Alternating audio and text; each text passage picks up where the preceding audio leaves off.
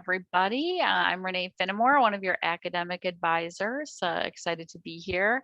Hard to believe. I mean, I remember working with some of you way back in the beginning when I was still a success coach. So it's great to see you here coming up on the finish line. And I have a couple, great colleagues here with me today. Adriana, you want to go ahead and introduce yourself? Sure, I'm Adriana Kelly. I'm your other academic advisor and happy to see you here. And we also have one of our adjunct faculty and field instructors and all around great social worker, Ms. Gillespie's here. Do you want to say hi to everyone? Hi, Shannon Gillespie, adjunct instructor, and also work for Polk County Public Schools as the senior manager for social work services. And we just added 9 new positions, so 35 total is what my team is. Awesome. So I'm excited to be here today.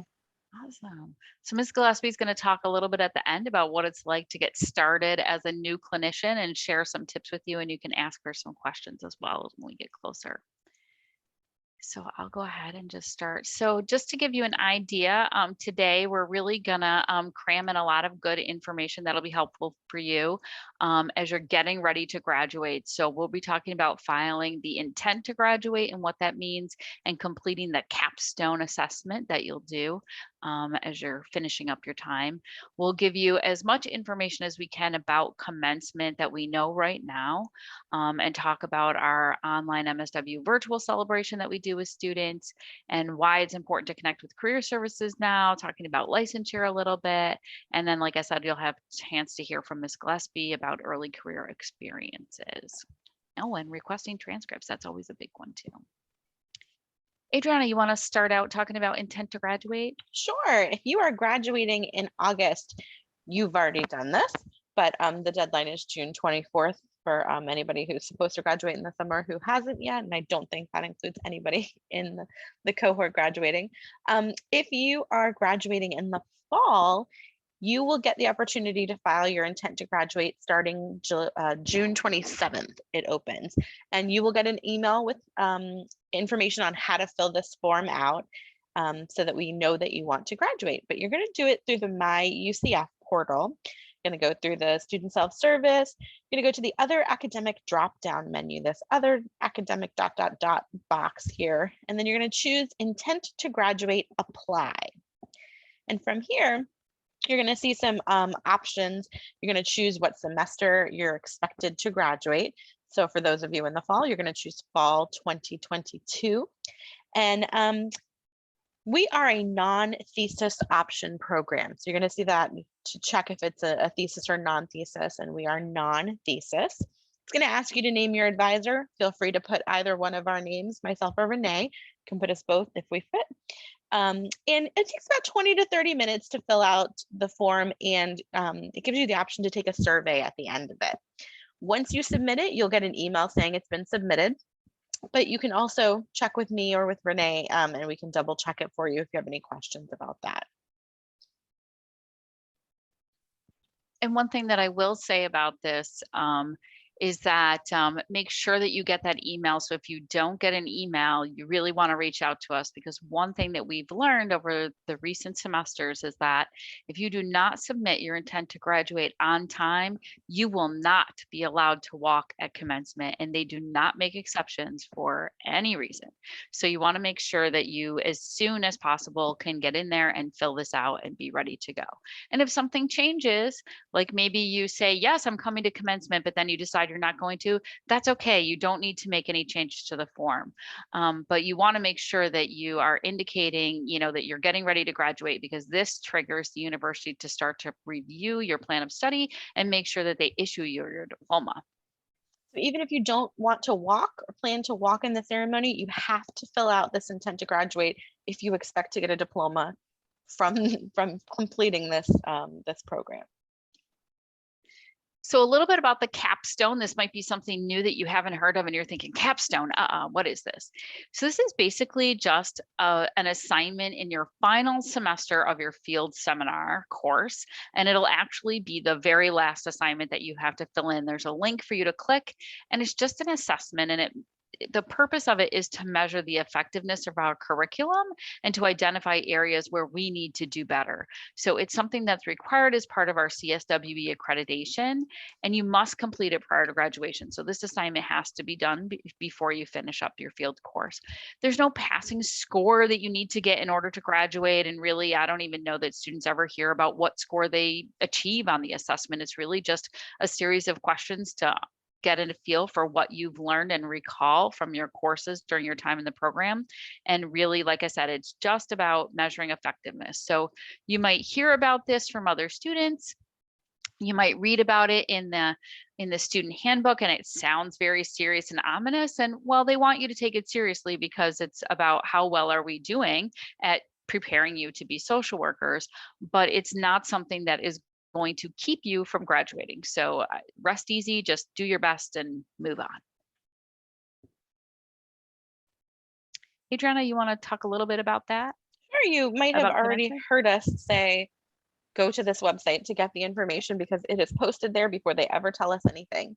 So the date, the times, all that stuff gets posted to this website. How to get your cap and gown, all that goes to this this website. So bookmark it, especially if you are in the fall cohort, if you are graduating in the fall, excuse me, because they haven't announced the dates yet, or the specific ceremony time for the December ceremony.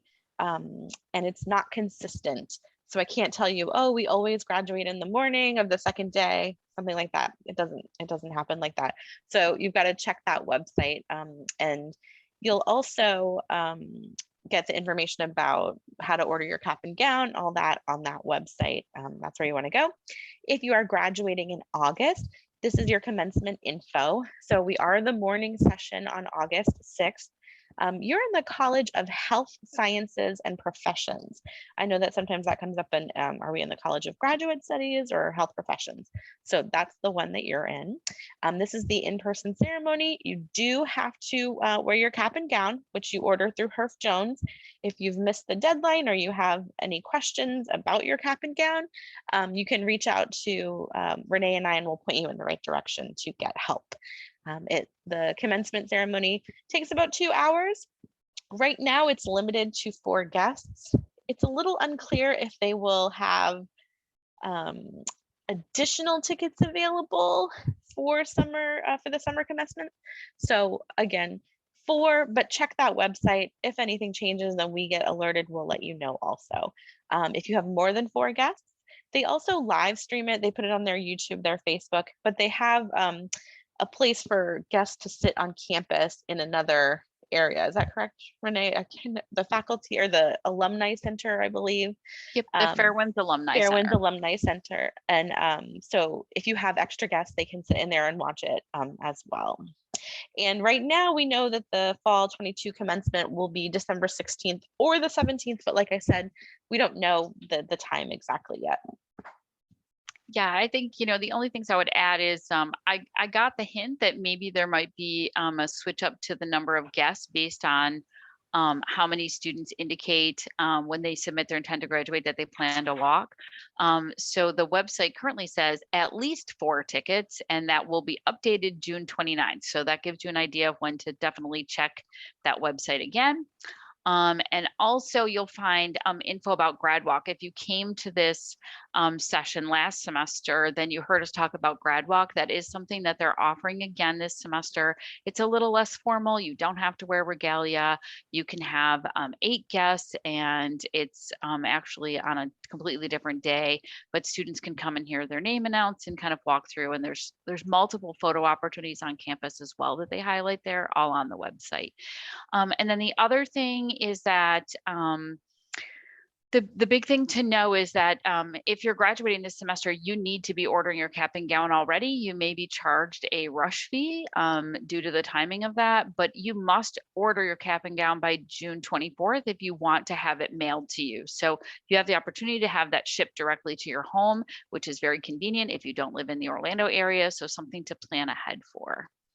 We have a couple of questions in the chat related to this, so I'm going to go ahead and read them here. I'm not planning on walking, but was wondering what happens to my tickets. So if you are not walking and you do not order a cap and gown, you essentially have no tickets to give. Tickets are only available to students who get a cap and gown. So this shipping option is new, relatively new. So I'm not sure if they're shipping the tickets with the cap and gown, potentially. Otherwise, when you pick up your cap and gown, your 4 tickets are with that. Laura, I will go right back to your question in a second. Jenna is also asking about tickets. Will I be able to pick up more tickets that weren't used from the Friday commencement? I think what happens is you go to the window, the will call window, the morning of, and see if there are extra tickets available. And that is how you can potentially get more than 4 tickets.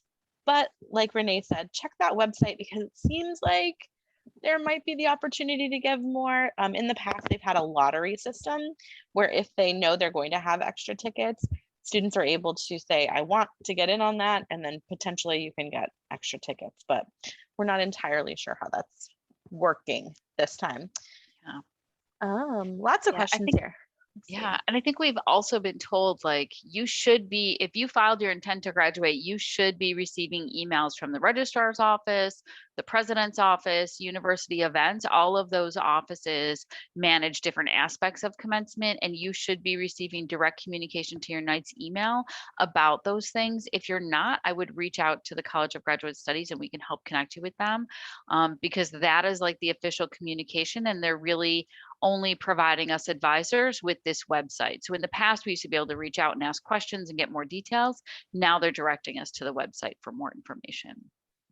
One of the questions is the cap and gown deadline applicable to fall? No, you'll have your own deadline and they haven't posted that yet. So check back after August on that website and you'll see the information there. Yeah, so I've noticed over the last several semesters that the website for commencement tends to get updated about a month into the semester. So if you're graduating in the fall, then most likely you'll see some updates to that website in September, sometime around the middle of September. So so just kind of keep an eye on that website, bookmark it, and just keep checking back. But you'll also see, once you file the intent to graduate, you should start to get those emails about it's time to order your cap and gown, and these are the deadlines and things like that. So you should be able to get it from both ways. Shonda says the caps and gowns can be mailed to your home address. Thank you for stating this because I was informed differently. So were we. We just found this out too. We didn't know that they could mail them, but apparently now that's what the commencement site says. So yes, and it looks like a couple of students have received their cap and gown already, but did not get a tassel and tickets. Told tickets would be available for pickup between July 25th and 29th. Yep, that has happened before, where tickets are the ones available. So you have to, if you're not in the area and you cannot come between July 25th and 29th, as far as we know, you are able to pick them up the day of the ceremony. We recommend trying to do that prior to the ceremony. So maybe the night before, at least the day before, because this is an early ceremony. I think the lineup time is at 7 a.m. or something quite early. So you probably don't want to be trying to get your tickets morning of. So if at all possible, get them during that window or get them the day before. And I would definitely reach out to the bookstore to confirm that you can get them the day before, because with all of the changes that we're seeing this semester, we haven't gotten confirmation that they're still allowing that either. So, I'd hate to advise you that you could pick them up the day before and then you get there and find out that you have no tickets available to you. So if anyone finds out that like they absolutely have to get them during that window and they can't get them later, please let me know, and also who you spoke to, and we'll try to work out some sort of arrangement for students who live outside the area to hopefully assist with getting those things collected for you. Okay. Any other questions about commencement before I move on to the next one? No? Okay, keep going. Yeah, let's see. Also with our school graduating early, how early do you have to pick up tickets if you're not? Yeah, so like Renee said, call the bookstore and see if you can't make it through the July 25th, 29th date, then check with the bookstore. And Danielle asked what the website is. I posted it in the chat. Is there a gap between the last day of class and commencement? Yes. So the last day of your classes and field will be December, oh my gosh, I did this wrong before. Is it December 9th? Let me double check. I think it's December 9th. I told somebody For incorrectly fall. on the Facebook. That's for fall. For commencement in the summer, the last day of class is actually beyond this ceremony date. So if you're graduating in the summer, you'll actually walk at commencement or participate in commencement prior to finishing your field placement. So you do still have to go for another 2 weeks or so. So don't forget that. It's not over just because you walked in commencement. But the semester ends in the fall. That ends December 9th, and then the ceremony is either December 16th or 17th. We're not sure yet about that. Can we get the tickets mailed? That doesn't seem like that's Don't know. happening based on what students are saying in the chat above. So it seems like you're going to have to pick those up in person. We will get you the phone number to get you the answer, Christina. We'll post it there. And yes, Paola, I saw that they said that with a letter, an assigned person can come pick up the tickets. That's what has been told to us in the past. Also, that is on the website. So if you want to do that, the instructions for what they need to bring, include in the letter, is there as well. Let's see. Shonda, for summer, bear with me because we had lots of questions. Will you, okay, thanks, Shonda. I answered the question. Okay, I think that I addressed all of the chat questions related to cap and gown, but I did tell a student that I was going to come back to a question about the capstone. So for the capstone, it's basically a test of how much we learned. It's not a written assignment. I hear a lot of people from other schools talking about the difficulty of a capstone. Capstone is something different in most places. Some places a capstone is a class. Sometimes it's a comprehensive exam at the end. That's not what this is. So do not be alarmed about potentially taking on this capstone assessment. Complete it to the best of your ability. No matter what happens, if you finish your field placement successfully, you will graduate. That's about the information we have about that, but it's not as stressful as a capstone in other schools. I actually think the capstone stands for something, but I can't remember what it is, but it has to do with an assessment. And you might recall, like in your generalist field placement, you did a FACI assessment that was an assignment where you just had to answer some basic questions about your generalist knowledge. It will be very similar to that. It's very similar. So it's just something that you're going to take, and it's going to take a little time, and hopefully there'll be more details. Sometimes they email the students about it as well. So you might receive an email later this summer with more details on it, and perhaps, well, I know at one point they were working on like just guidelines for students, but I'm not really familiar. Not my area of expertise for sure. So no worries. If you're stressed about it, reach out to one of us. We can definitely make you feel better about it. So. All right, so moving on, back to celebrating being all finished. One of the things that we're going to be doing this summer that is new is an online MSW virtual graduation celebration. So one of the things that we've noticed is that every semester, just a handful of students are able to make it to commencement. You know, it can be a big trek to come to Orlando. We're still in a pandemic mode a little bit, so people are kind of hesitant to travel. People who are traveling are dealing with flight cancellations, and that's a bit of a nightmare.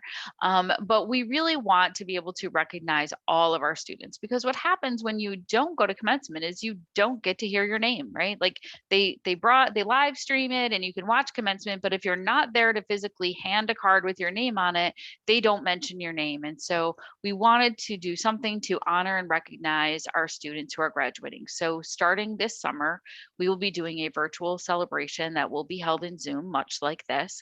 We'll have our faculty and staff as well as students.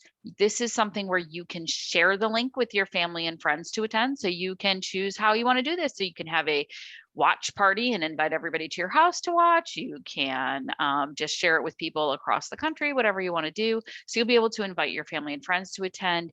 You'll have an opportunity to say a couple of words if you want to, but also we'll be talking a little bit about you too. So it's meant to be very intimate and somewhat informal. Regalia is not required. You can wear whatever you would like, appropriately. And what we'll be doing is sending a survey out to you soon for our summer grads to kind of survey you on possible dates and times to host this event.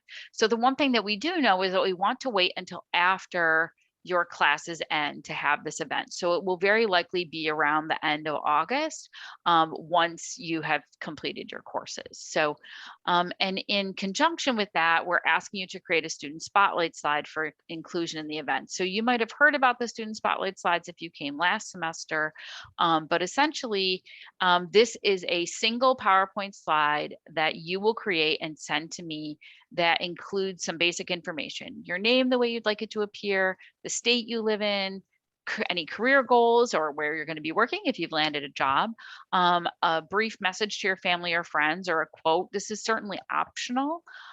You might decide that you want to say these things when you have a moment to speak, and a photo of you.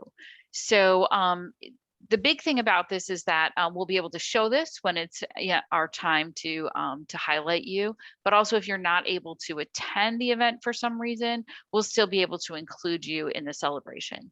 This virtual graduation celebration will be recorded, and the link will be shared with you after the event so that you can keep it for a memento. So getting those spotlight slides together, just know that you need to submit them by the end of your graduating semester. And my tip to you is do not wait. It's tricky in the summer because you don't have a break between terms, but you've only got your field courses right now. So hopefully that gives you a little bit of extra time to get that slide created.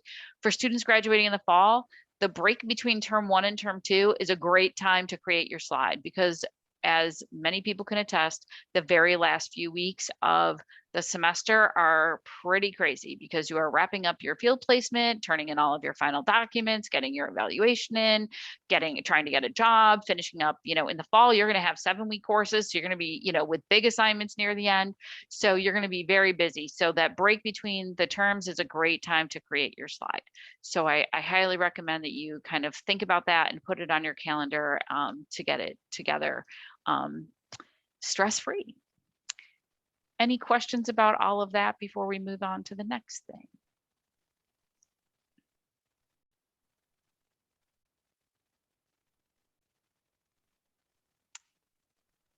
No? Okay, moving on. Oh, yes. Do I have a question, Adriana? Will this be sent separately from the recorded part? Will the slides be sent, or I'm not clear. Oh, in an outline, because that was a lot and I know I won't remember. Yes, absolutely. Yes.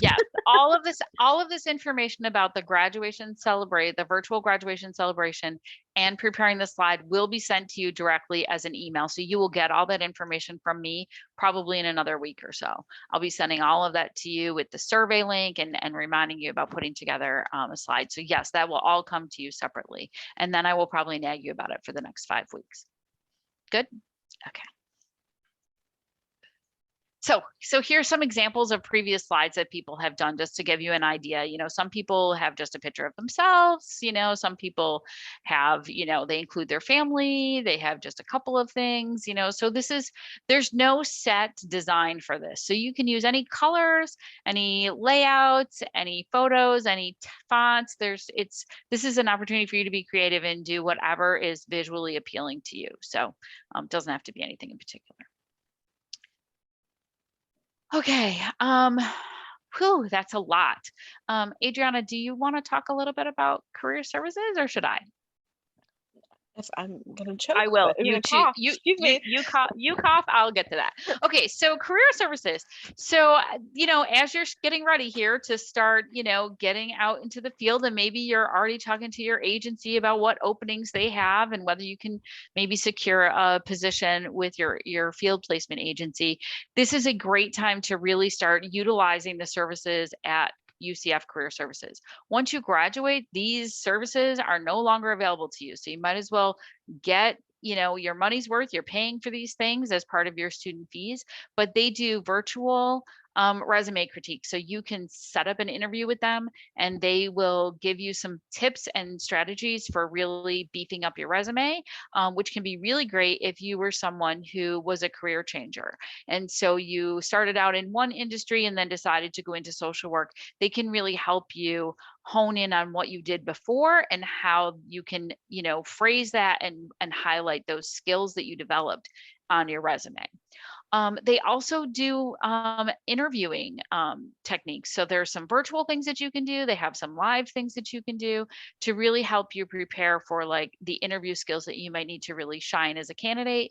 And then also some networking strategies. So there's quite a few websites and apps that they use to provide some of these things 24/7, but they also have some live things that are done virtually that students can access that can be really helpful. So I cannot recommend enough. It's not too early to start thinking about it. So definitely check out their website. It's linked there at the bottom, and, kind of get an idea for what they have available to you. All right.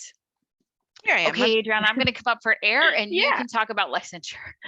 So a lot of you are probably thinking about going after licensure when you finish the program, and your state will have its own requirements.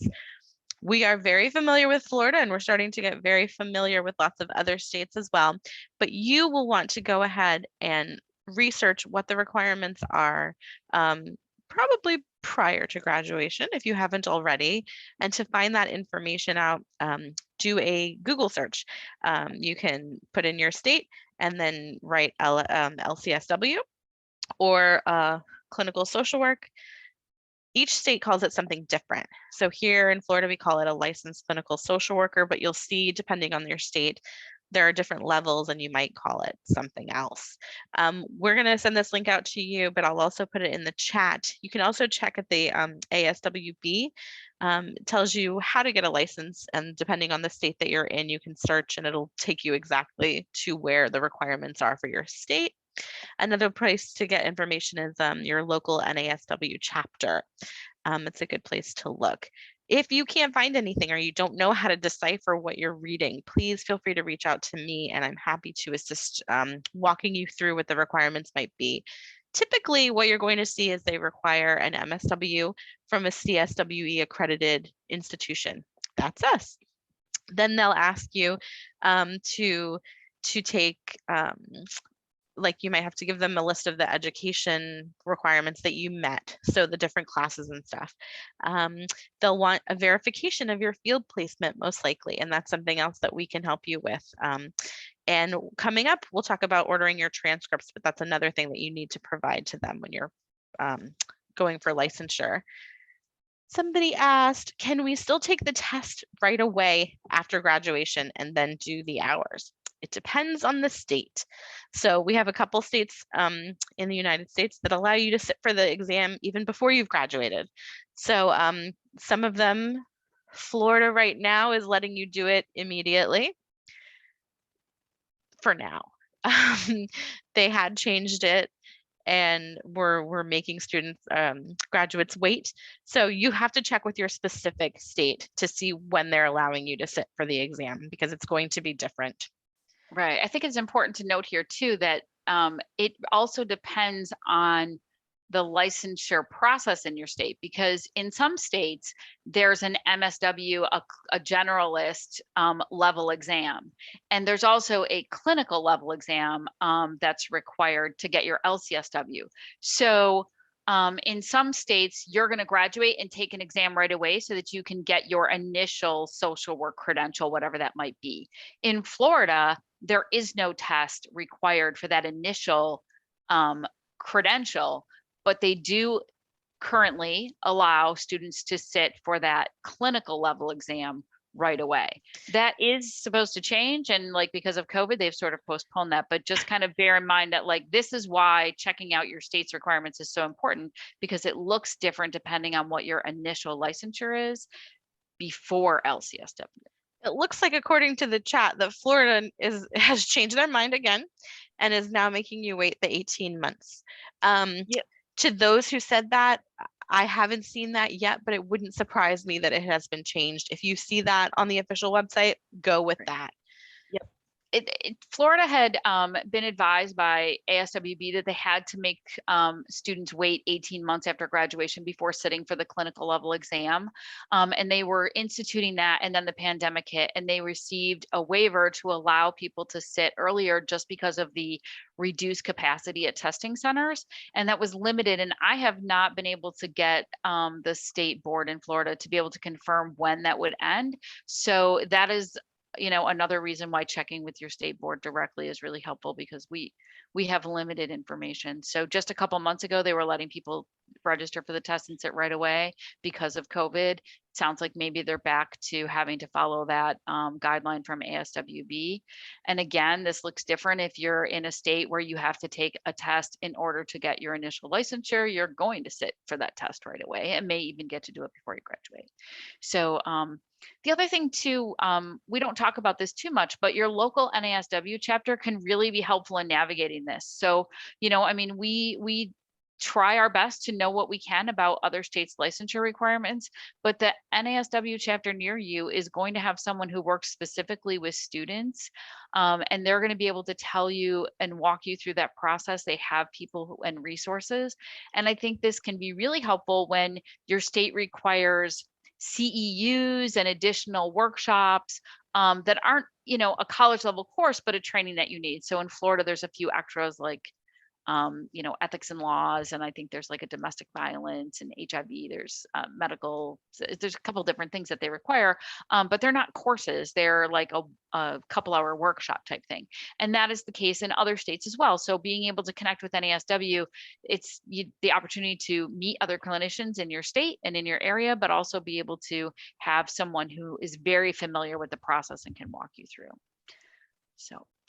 In the chat, you'll see that I posted the ASWB link. That's where you can go select your state, and it'll tell you where to go to find out the requirements for your state. And I did go peek at the website for the state of Florida, and I will say that it does say as of June 21st or June 2021, excuse me, that students were having to wait the 18 months. But I know for sure that it did change again after that. So I would still direct questions to the state to find out what they're doing for sure. And like Renee said, we were trying to find out. We haven't heard exactly, but if we do, we will post it and make sure everyone's aware of it. But yeah, definitely contact them. Can I repeat that? I was saying that in here, the link that you see here is for people in different states to check what their state requires. So if you go to that website, it will show you all the states. You click it and it'll show you where you go to find out the information to get licensed. And then I was also saying that I checked the Florida board just now, and what it does say is that you can't sit for the exam until after 18 months. However, it says as of June 2021, when we actually know that beyond that date, they were letting students take the exam immediately. So contact the state directly and they'll give you the answer for today.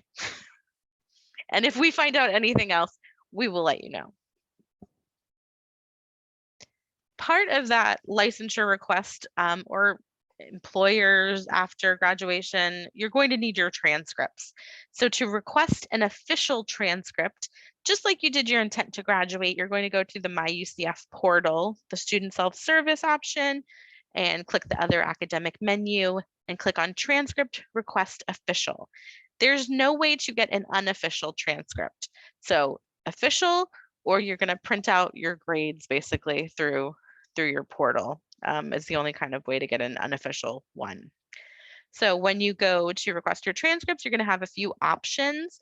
Something that's been a little tricky for students is there's a drop down menu when you go beyond this page for requesting your transcripts, and it's going to ask if you want to send it to a place. If you don't see the place or the institution you want to send your transcript to in that list, there's a little link below it that says click here, and that's where you're going to click in order to enter an address. So it might only have other institutions listed in the drop down menu, but if you're sending it to the state board, they're not going to have that information. So be sure to click that. The other thing we like to tell students is to select the option hold for degree. That will prevent them from sending out your transcript before your MSW degree has been conferred. Because if they send it just right now, it's not going to show that you've earned your MSW yet. So you're going to have to send it again once you get that. So choose the hold for degree option when you go there, and you can send them electronically. You can send them in the mail. There's several different options that you'll see. And then when it's time, when you need to get that verification for your licensure, education verification or field verification, you'll want to click this link, and we will provide you that link again outside of this presentation, so don't worry about that. But you're going to click this link and you're going to fill out the form that will allow me to know where you are, number one, so I know what state board I'm working with, and tell me where you did your placement and when you did your placement and how your state wants their document. So some states will let you send the letter to them after you get it from me. Some states require that I send it directly. Some need a school seal. So there's lots of different ways the states want them. But start here, fill out this letter request form, and I can contact you if I need any more information. And there's a question. We send that to the state board we will be residing in. Send that to the state board that you want to be licensed in. So some people send their applications to 2 different states, depending on where they're going. So wherever you plan to get licensed, I can either send it via email, I can send it through the mail, whatever that state board requires.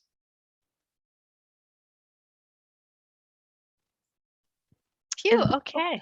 Sorry, there's one more question. Oh, Is sure. this process related to what we do after 2 years post-grad?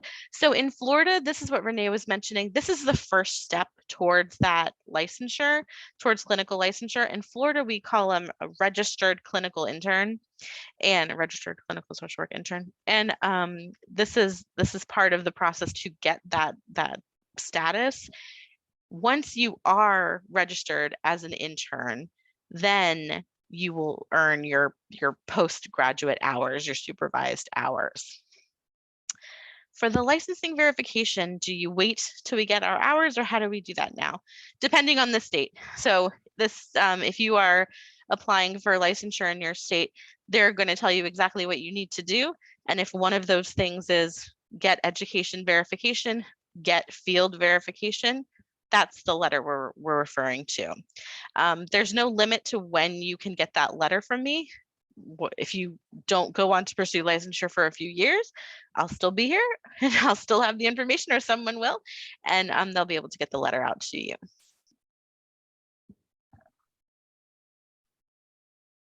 Okay, I think that's it. Sorry.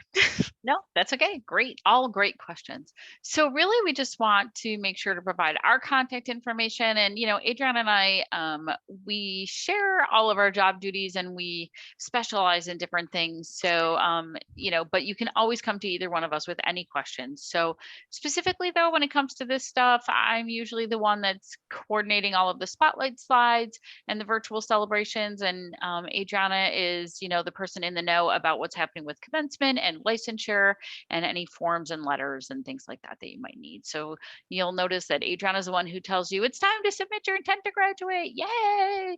And, don't forget to do all those great things. So you'll see more of that stuff coming from us, but any questions that you have, feel free to reach out. We are happy to talk to you and help you if you're having trouble understanding licensure requirements, especially that one always seems to be tricky. We're happy to help with that. So. And then last, but certainly not least, we have it's time for us to hear from Ms. Gillespie. So I will turn it over to you, but Ms. Gillespie, we're really just hoping that you can talk to our students a little bit about what it was like when you were first getting started in the field and like doing those supervised hours, and like, what do you know now that you wish you knew then? Any tips for really, successfully getting through all of that stuff? Thank you so much. I'm excited to be here and to be selected to present to our new graduating students. It's just a few short months and you'll be there. So congratulations, a little early, but you're almost there. So my experience in graduating just after my MSW was about 13 years ago. And I decided at that point that I was, just to share a little bit of my story, I decided I wanted to wait and I didn't want to pursue licensure right away. I was more focused on jumping into my career. So what I tell students all the time now, and even future interns that I supervise for licensure, is to go for it right afterward, with starting your hours as soon as you're available to. Everyone I talk to always says they wish they wouldn't have waited. It just gives you a lot more leverage in the field when you're applying for positions. So I definitely think that it's good to go ahead and get under your belt right away. It also, once you get out of that mode of, being in, classes and coursework, it's a little bit harder to want to go back into supervision. So the other thing that I really wanted to talk about is collaboration. I think collaboration cannot be stated enough. In terms of collaborating after your program and after commencement, who you collaborate with is key to your entire career. So whether that's professors that you were in, that you had in your coursework, or it's fellow cohort colleagues that you knew in your cohort, or colleagues that you were in internship with, I think that is the most important thing for your whole entire career. So after I graduated, I kept in contact with both of my, I went to a small college, but I kept in contact with both of my social work professors. Both of them were very instrumental in all of my career and path changes along the way, and ended up doing supervision with one of my professors, and she was just dynamic and again my whole career. I still look to her for, advice, and it's just longevity in my career has been because of her. And so I just say, when you make a connection with certain professors, I think that that's definitely a way to continue that collaboration for your future career. So I can't say it enough. If you haven't already established connections with professors, to go back and, you still have a semester, I think is what I'm hearing from this conversation. Go back and start making some of those connections, because it really does help you in so many ways, not even just for a job, but just advice, being able to collaborate on cases and just ideas and thoughts, because we're a community. Ultimately, we're a community that supports one another. I believe firmly in social work, and we learn from one another. And even though we're all going to be in different fields, there's all the different fields of social work. Again, having those dynamic perspectives is so important for us. So I would say certainly keeping in contact. So exchanging numbers and emails is really important. You have it all at your fingertips right now. And I'm sure you guys have heard that a lot, but it cannot be more true. So I tell interns that all the time. So I also host interns at my place of employment, and I'm always telling them, even if I don't have an opportunity to employ them right now because I don't have an opening, don't forget our names, don't forget our numbers, email us, check in with us. Every person that you meet is an opportunity. In a different way, whether it's a job, whether it's just, again, collaborating, or you never know that that person might one day be your boss, or even somebody that you apply to a grant for if you're working at a nonprofit. So just all of those things are so important. So it's so important. Collaboration is so important to me that I'm working on my doctorate, and my whole dissertation is about interprofessional collaboration. Now, my experience is all school system related. So it's all about the interprofessional collaboration within the school system. However, I still believe that collaboration, again, is key to your entire career. So moving along a little way from that, I did want to talk about, Adriana and Renee had talked a little bit about their resumes and things, because I know you guys are most excited about getting employed, right? That's your first goal after graduation, is being employed with your new credentials.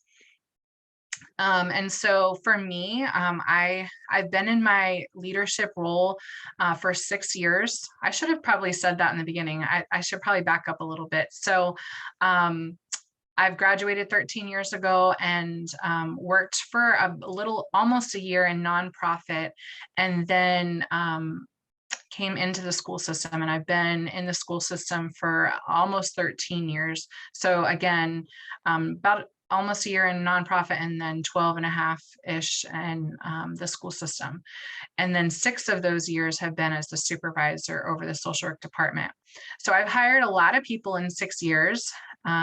We are currently, if you know any social workers interested, the state of Florida does require school social workers to have their MSW, but we have 9 open positions, brand new positions that coming to our department that we're extremely excited about.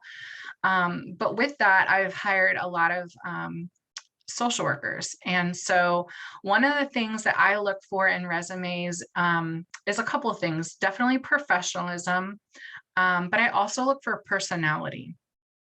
I feel like your resume tells a story about you. It's like opening up a book for the first time.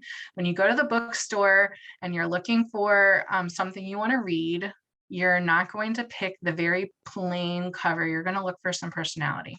Obviously, again, keeping that professionalism, but I all the time I tell students now, include your picture, because that tells, just a story about who you are as well, and your character.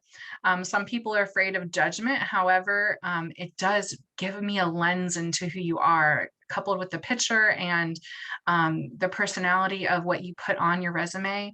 It excites us and gets us 9 times out of 10 is getting you an interview because of your personality on your resume. I think somebody asked a question. Someone has applied for school social work certification. I didn't get to see the rest of it. I can read it for you. Okay. Oh, you got it. And I've applied for the school social worker certification through the state as we wait for the completion of our degree. Is there an exam that needs to be taken also? So that's a great question. So they do wait for your degree to confer. Once you get that, they will give you a letter of eligibility. That letter of eligibility is what you need to be able to be employed with the school system. And then that letter of eligibility, once you're employed, turns into a temporary certificate.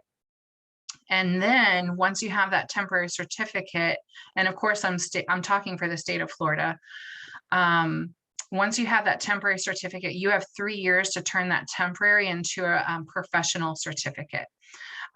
So the way that Florida deems school social workers is essentially a teacher. It's a teacher certificate, and the subject area is called school social work. And so there are no subject area exams for school social work. It's just the requirement of the MSW. Now they just passed the new statute that MSWs do not have to take the general knowledge exam, which they did have to take before, but they do have to take the professional educators exam within that 3 years. So you have 3 years to complete that professional educators exam, which essentially is, I call it the teacher exam. It's all the laws and rules about teaching so that you understand the laws and rules concerning schools. And then the last thing you have to do is within that 3-year time span, your school district, whatever school district you apply to, has to put you through a training course to be a school social worker. And ours for our district is called PEC, Professional Educators Competencies. And so essentially what you're doing, we do ours in our very first year of employing school social workers. They have monthly meetings where they just learn all of the ins and outs of school social work. So in a nutshell, the big thing is once you submit for your eligibility, it's all about being employed after that. And then you have the 3 years to complete everything, and your district helps you along with those things. We had another question in the chat. Were the 9 positions that you mentioned with UCF or with the state of Florida as a whole? And where can we go and look for the applications or apply? Oh, great question. So those 9 positions are with Polk County Public Schools. That's where I work. It's for the school system as a school social worker. And so you would be employed within Polk County Public Schools. Our school social workers serve, with the new 9 positions, they'll serve 3 to 4 schools apiece. So that will give us a total of 35 school social workers in all. That was a great question. So any other questions in regards to how to become a school social worker? Shannon, are you okay if I post your email in the chat for students to reach out? Great, thank you. Yep. So ultimately, I was kind of on the track of talking about, building your resume, how important that is that's really, I believe, what gets you an interview. Even sometimes over experience, if there's, errors in your writing or things like that, does reflect on you. So have somebody edit that before you send it in. I use Canva for everything. Canva, if you don't know about that, they have great resume building options. And then the other thing, obviously, is interviewing is essential. I will tell you right now, I know that you're going to come in with butterflies, and that's okay. I see you as a human being, and I would be very nervous when I go to an interview. So I see you as human. So don't come in feeling like you have to have the best terminology, the best, words and everything like that. It's not necessarily about that. It's really about showcasing you, your personality, and what you bring to the table. I always tell anyone, try to answer every question, even if you don't know the answer. And so sometimes, obviously, if you're applying for a school social work position, one of our questions is about crisis. How would you respond to a crisis in a school? And so you may not know. However, go back to your coursework. What do you know about crisis? And start to just kind of process that, and so you preface that conversation with, being that I've never been a school social worker, I'm able to give you what I know in my experience about how to approach crisis. And then you talk about that, because what it shows the manager, whoever you're working with, is that you may not know the exact skill that I'm looking for, but you know how to problem solve. And so those questions, those problem solving questions, are very key, because it's not that, again, I've had people apply with 30 years of experience and I didn't hire them. I hired somebody with just a year of experience or just out of college. And it's because I feel that they're going to be a great asset to our team because I can teach you our roles. You already have the credential, right? You have the credentials. And you have the passion. It's about bringing and teaching you the field at that point. So I feel I can teach anybody to be a school social worker, but I can't teach the passion, right? So I think I've covered a lot. I didn't know if maybe we could open up for some questions. Yeah, definitely. Thank you so much, Shannon. We really appreciate it. So please feel free to unmute yourself, put your camera on. If you want to have any questions, you can type them in the chat or talk to us here. We'll give a few minutes for that. And again, we'll be sending out this recording and you'll get lots of emails from me and Renee in the coming days regarding registration, intent to graduate, all that kind of stuff.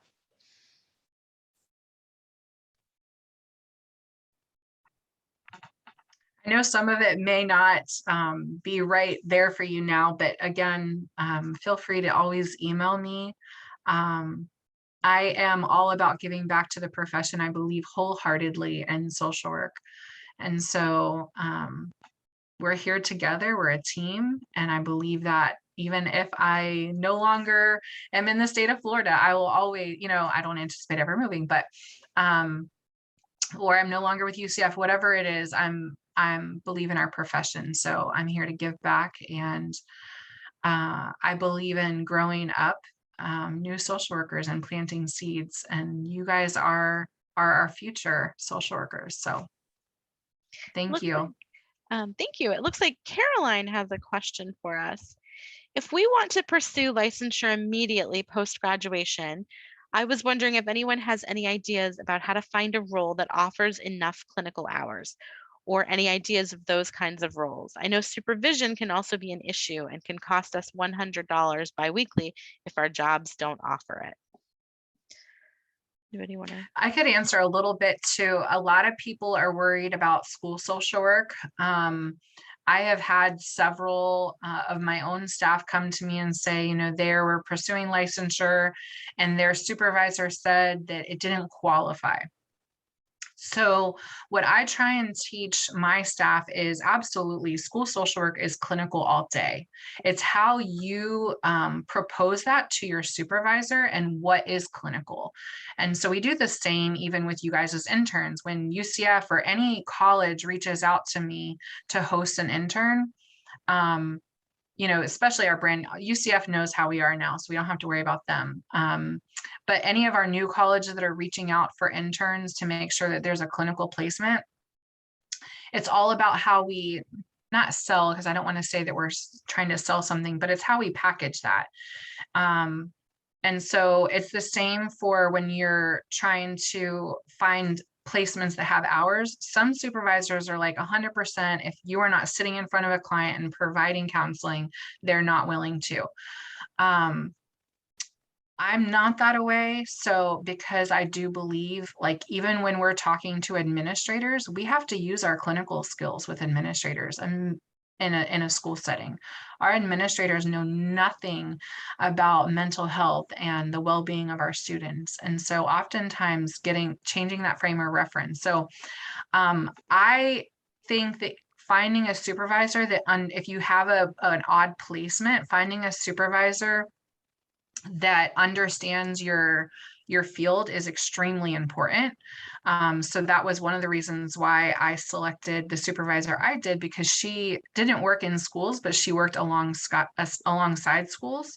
So if you can find a supervisor that basically appreciates the field that you're going in, they'll more understand how to make the work more clinical if your hours may potentially look less because you don't have some of those face-to-face hours. Does that help a little bit? I think the other thing that I would add is that there's quite a few Facebook groups that are meant for networking. So if you're located like here in Florida, they have like a Facebook group that's specifically for interns, and they're often posting the names of agencies that are looking for students that, you know, for registered interns or new clinicians that you know, can get a decent amount of hours. So I think about like Children's Home Society is one of them, Aspire. Um, there's also somebody was just talking about something like Celebra, something like that, that has like some remote opportunities. So there's quite a few. So I really recommend like doing some searching on those groups, because it's a great place to collaborate, to you know, interact with people that are kind of going through the same thing as you, but also to learn more. So in addition to that, so states have different requirements in terms of what you need for for that supervisor role when you're getting, you know, when you're doing your licensed hours. So in Florida, they have to be a qualified supervisor, meaning that they've had specific training and certification to be a supervisor. And typically your qualified supervisor should be aware of places where you can go and seek out additional hours. And this, so that tends to be another way to learn more about that, is to talk to your supervisor. Some places like Devereaux hires registered interns, and they also provide supervision. Aspire provides supervision. So there's quite a few agencies throughout Florida that also provide the supervision as part of your employment package. I included a couple links to the Facebook groups that Renee was speaking of. Those are specific to Florida, but just type in the kind of thing that you're looking for in your state, and I'm sure there's a group in your state on Facebook or otherwise. We have some other questions. Savannah says, I run community youth coalitions at my local schools, which really focuses on advocacy, teaching the students how to work towards a cause and advocate, research, etc., not psychotherapy. But could this potentially count for licensure hours? It depends, I think is the answer. I am not a qualified supervisor. I could not definitively answer that for you.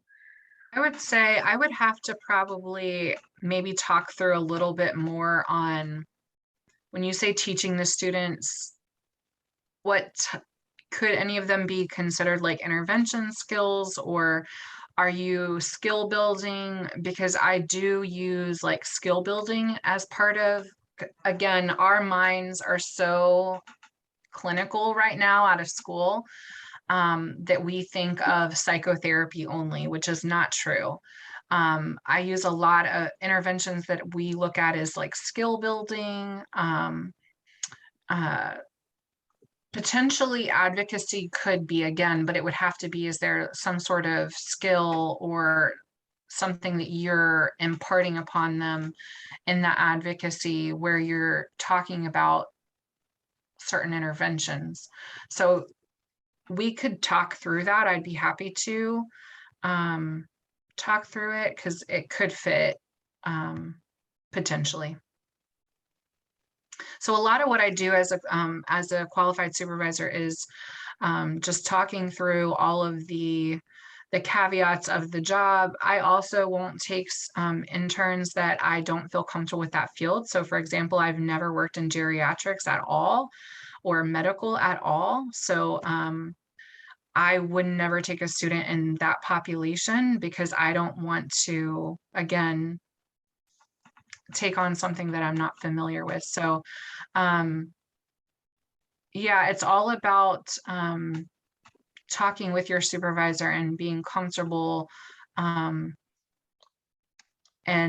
you know, because your supervisor is the one that's signing over those hours, so they have to be comfortable in saying yes, this was clinical, because that's their state, that's their license on the line. We have Right. another question. Sorry, Jeanette is going back. I know this is mentioned. What is the certificate needed within 3 years of being hired as a school social worker? I'm very interested in this opportunity. Oh, I think you're muted. Sorry. So the certificate is the first is the eligibility, which is once you submit your transcripts, and then once employed, you have to be employed to receive a temporary certificate. So you get that first eligibility just by submitting your transcripts, which I recommend if you're interested in school social work, to do that eligibility, and you apply through the Department of Education. That eligibility is so nice. Like when I'm looking to hire, I'm like, oh, they already have eligibility, because sometimes eligibility can take a few weeks, and that's one step closer to get you hired quicker. So if you're interested in school social work, fill out the application, send your transcripts. They will send you that letter of eligibility. Then again, once you're employed, you have to apply and become employed. Then that turns into a temporary certificate, which is that timeline. You have 3 years to turn that temporary certificate into a permanent school social work certificate. Thank you. Mhm. I think we are, oh, look, Renee put a comment. I don't know if you want to say that. Yeah, I just wanted to kind of close the loop on some of those specific questions about what constitutes clinical hours, because there's a little bit of discrepancy. And so my advice is really just, once you have your qualified supervisor, to have that conversation with them directly, because ultimately they're the ones who are going to sign off on your hours, and they're going to advise you based on what you're doing and what your role is and what is allowed under psychotherapy. So, we can kind of talk about generalizations here, but that's going to look very different depending on your role and what state you're in and the supervisor you're working with. So really, that's like my main caution. I just want to make sure that people aren't coming away thinking that they can just, it's the statute states psychotherapy. So, there's a definition for that qualified supervisors are provided. And so what sounds like, it could be, it just depends. I don't want Ms. Gillespie to sort of kind of get into the weeds on trying to clarify for you, when ultimately it comes down to what your specific supervisor is going to agree to and sign off on. So just know that that's something that you're going to work out once you're in the field, and not something you need to worry about right now. But as you're looking for jobs, hopefully that can make sense. And when you're interviewing your supervisors, because you're going to interview and hire a supervisor, right? So that's a time to ask those questions of them. What do they understand about that? What would they allow? What do they see? And then I think, for, Ms. Gillespie is, got these great positions available. And I know Orange County Public Schools in Florida is also going to be hiring some school social workers, not to, throw out, advertising for competing school districts, but just know that those are things to come. And Ms. Gillespie's emails in the chat. So make sure you're reaching out to her to get more info on those positions and where you can go to apply, so that you can get connected with her, and get answers to those questions about that. So we've run a little bit over time today, so I want to make sure if we Yeah. have any other final questions, we get a chance to have those I now. see one last question in the chat. So let's see. Ms. Gillespie, for the eligibility for school social worker that you were speaking of, do you need to wait until you are finished with school? For example, I graduate this summer, but the actual semester isn't over until 3 weeks later. So you could go ahead and apply. What they're going to do is wait. They'll actually send you a letter saying pending your transcripts, that they'll give you what they need from you.